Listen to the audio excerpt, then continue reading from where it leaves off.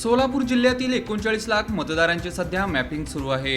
त्यासाठी नेमलेले बीएलओ प्रत्येक मतदारांचे घर तथा पत्ता, त्यांच्या घरातील एकूण मतदार यांची माहिती घेत आहेत। 3 वेळा भेट देऊनही त्या पत्त्यावर मतदार राहत नसल्यास त्यांची नावे मतदार यादीतून वगळली जाणार आहेत। त्यानंतर मतदारांनी हरकत नोंदवल्यास त्यावर सुनावणी होऊन अंतिम निर्णय घेतला जाणार आहे। सुनावणीवेळी पुराव्यांसह तो मतदार प्रत्यक्ष हजर न राहिल्यास त्याचे नाव मतदार यादीतून हटवले जाणार आहे। सोलापूर जिल्ह्यात 2019च्या विधानसभा लोकसभा निवडणुकीवेळी 34,34,500 वर मतदार होते। आता जिल्ह्यातील मतदार 39 लाखांवर पोहोचले आहेत। रोजगार तथा कुटुंबाच्या उदरनिर्वाहासाठी सोलापूर शहर जिल्ह्यातून मोठ्या प्रमाणावर स्थलांतर होते।